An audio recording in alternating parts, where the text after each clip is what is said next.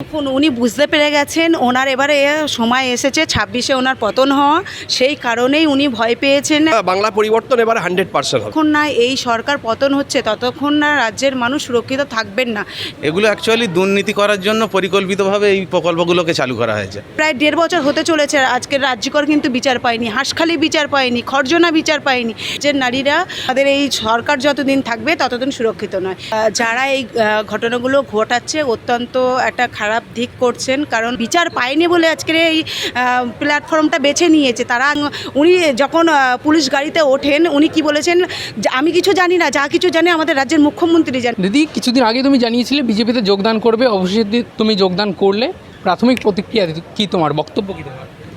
দেখুন, মূলত আমার বক্তব্য এটাই যে আমাদের রাজ্যে যেভাবে দুর্নীতি চলছে, যেভাবে এই সরকার দুর্নীতি চালাচ্ছে, এবং আপনারা দেখেছেন যে একের পর এক চুরি থেকে শুরু করে চাকরি চুরি, খাদ্য চুরি, এবং সাধারণ মানুষের সঙ্গে যেভাবে টর্চার শুরু হয়েছে, সেই জায়গায় দাঁড়িয়ে আজকে পশ্চিমবঙ্গের মানুষ চান সুরক্ষিত থাকতে, ভালো থাকতে। কিন্তু আমাদের এই যতক্ষণ না এই সরকার পতন হচ্ছে ততক্ষণ না রাজ্যের মানুষ সুরক্ষিত থাকবেন না।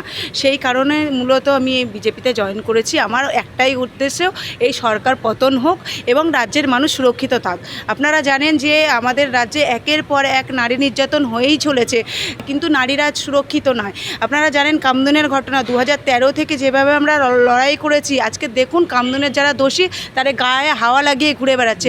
আজকে রাজ্যকর দেখেছেন তো, যেখানে স্বাস্থ্য মন্ত্রী আমাদের রাজ্যের মুখ্যমন্ত্রী, সেই জায়গায় দাঁড়িয়ে আজকের নারীরা সুরক্ষিত নয়। আজকের স্বাস্থ্যকেন্দ্রের ভেতরে আজকের একটা ডক্টরকে ধর্ষণ করে খুন করা হলো, সেই জায়গায় দেখে তাদের প্রায় ১.৫ বছর হতে চলেছে, আজকের রাজ্যকর কিন্তু বিচার পায়নি, হাঁসখালি বিচার পায়নি, খরজনা বিচার পায়নি।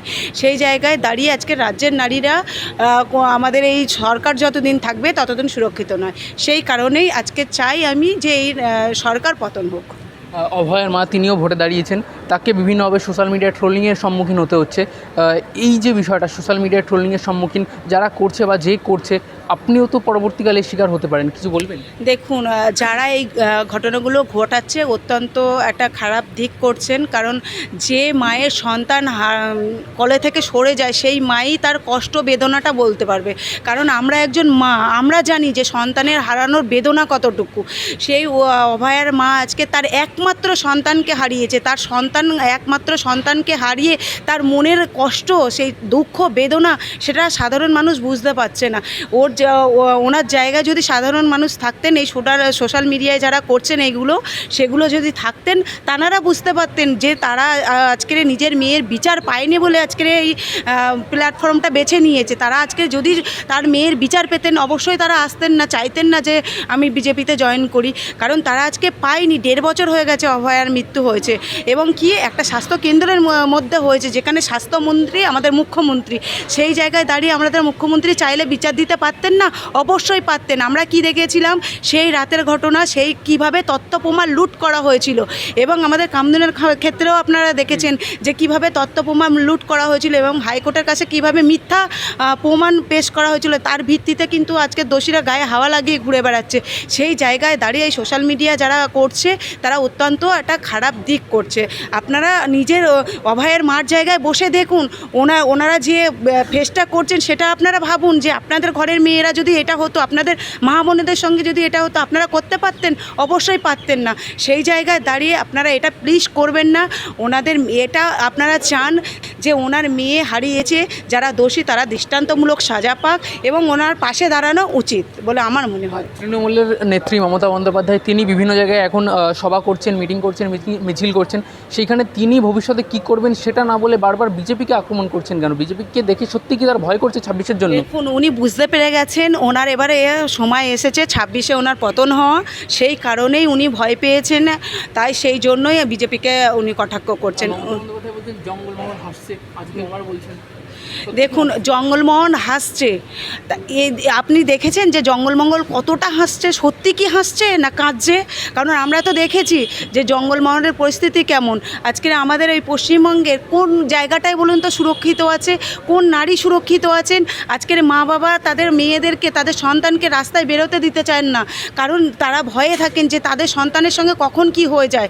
কারণ আজকে আমরা পশ্চিমবঙ্গে বসবাস করছি, কেন আমরা সুরক্ষিত নয়? আমরা তো চাই প্রত্যেকটা নারী সুরক্ষিত থাক, প্রত্যেকটা প্রত্যেকটা মানুষ সুরক্ষিত থাক। সেই জায়গায় দাঁড়িয়ে আমরা কি দেখছি, একে একে নেতা মন্ত্রী চুরি করছেন, কখনো খাদ্য চুরি করছেন, কখনো চাকরি চুরি করছেন, কখনো দুর্নীতির পুরো ভরে গেছে রে। টিএমসি সরকারটা পুরো দুর্নীতিতে ভরে গেছেন। যারাই চুরি করছে, চুরি ভাগ কি আমাদের রাজ্যের মুখ্যমন্ত্রী পান না? পান তো। সেই জায়গায় দাঁড়িয়ে উনি তাদেরকেই সাপোর্ট করছেন। আপনি জানেন তো জ্যোতিপ্রিয় মল্লিক যে একটা সাধারণ মানুষের মুখের অন্নটুকু কেড়ে নিয়ে জেল খেটে আসলো, তাকে জামিন দিয়ে তাকে টিকিট দেয়া হলো। হ্যাঁ, তাহলে সেই জায়গায় দাঁড়িয়ে আমাদের রাজ্যের মুখ্যমন্ত্রী ভাগ পেতেন, চুরির ভাগটা পেতেন, সেই কারণেই সেই চোরকেই আবার প্রার্থী করা হয়েছে। সেই জায়গায় দাঁড়িয়ে পার্থ চ্যাটার্জি জানি না, হয়তো সেই মতো ভাগ দিতে পারেনি হয়তো, সেই কারণে। আপনারা জানেন কুণাল ঘোষ যে বিভিন্ন জায়গায় দাঁড়িয়ে আমাদেরকে কটাক্ষ করেন, আমাদের পোশাক নিয়ে কটাক্ষ করেন, উনি চুরির টাকায় পোশাক পরেন, আবার আমাদেরকেই কটাক্ষ করেন। সেই জায়গায় দাঁড়িয়ে উনিও দীর্ঘদিন জেল খেটে এসেছেন এবং উনি যখন পুলিশ গাড়িতে ওঠেন উনি কি বলেছেন, যে আমি কিছু জানি না, যা কিছু জানি আমাদের রাজ্যের মুখ্যমন্ত্রী জানেন। সেই চোরকে পর্যন্ত সাপোর্ট করা হলো, তাকে পর্যন্ত প্রার্থী করা হলো।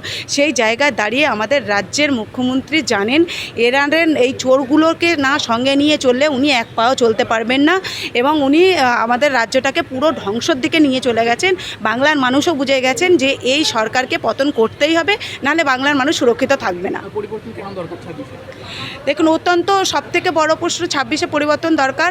বাংলার মানুষের সুরক্ষা দরকার, বাংলার মানুষ ভালো থাক, নারী নির্যাতন বন্ধ হোক, বাংলার নারীরা সুরক্ষিত থাক, এইটাই বাংলার মানুষ চায়। সেই জন্যে পরিবর্তন অবশ্যই দরকার। আপনি এবার একটা রাজনৈতিক প্ল্যাটফর্মে মেয়েদের সুরক্ষা নিয়ে কতটা কি গলা চড়াবেন? দেখুন, আমি অবশ্যই চাইব, আমি দীর্ঘ 12 বছর ধরে নারী নির্যাতনের বিরুদ্ধে আন্দোলন করছি এবং সেটা কোনো রকম রাজনীতি ছাড়াই করে এসেছি। সেটা রাজ্যের প্রত্যেকটা মানুষ দেখেছেন। আমি এখনও সেটাই চাই যে রাজ্যের নারীরা সুরক্ষিত থাক, যারা ধর্ষণকারী তাদের দৃষ্টান্তমূলক সাজা হোক, যারা এরকম ঘটনা ঘটাচ্ছে তারা যেন পশ্চিমবঙ্গের মুখে না ঘটায়, এটাই আমি চাই। দাদা, কামদুনি কি চাইছে এবার? দেখুন, কামদুনি তো সৎ বিচার চাইছে, যে বিচারটা ওরা এখনো পর্যন্ত পায়নি, সেই বিচারটা আমরা চাই। আর সবচেয়ে বড় কথা যেটা আমার মেন বলার কথা, টুম্পাদির মতো এরকম একজন সাহসী মহিলা, যে নারী শক্তি, হ্যাঁ, সে যে এগিয়ে এসছে, এটা আমাদের পার্টিরও একটা উন্নতি। ঠিক আছে, আপনারা দেখেন যে যুগ যুগ ধরে একটা জিনিস ঘটে এসছে, নারী শক্তি। যখন সমাজে অপশাসন অন্যায় ভরে গেছে, তখন নারী শক্তির সহায়তায় সেই শক্তিকে দমন করেছি। তাই এরকম নারী শক্তি পার্টিতে আসলে পার্টির উন্নতি হবে এবং সমাজ থেকে অনাচার দুরাচার এগুলো পতন হবে, দূর হবে।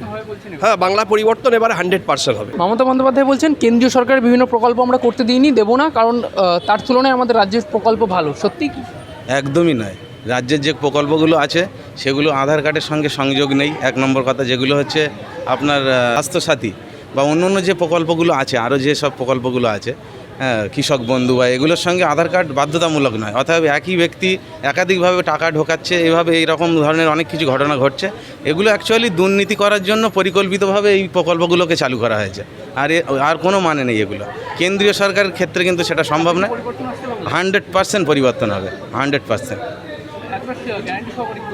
কারণ মানুষ অতিষ্ঠ হয়ে গেছে, বাংলার মানুষ আর পাচ্ছে না, নিতে পারছে না। মানে সনাতনী হিন্দুরা একদম কোণঠাসা হয়ে গেছে, তাদের আর দেওয়ালে পিঠ হয়ে গেছে, যাওয়ার কোনো জায়গা নেই। এই পশ্চিমবঙ্গ থেকে, বাংলাদেশ থেকে বিতাড়িত হয়ে পশ্চিমবাংলায় এসছেন, এর পশ্চিমবাংলা থেকে বিতাড়িত হয়ে কোথায় যাবেন, মানুষ দিশেহারা হয়ে গেছে। বাংলার মানুষ পরিত্রাণ চায়। এই যে অরাজকতা চলছে, এর থেকে বাংলার মানুষ পরিত্রাণ চায়। এই শাসনকে আর মানুষ চায় না।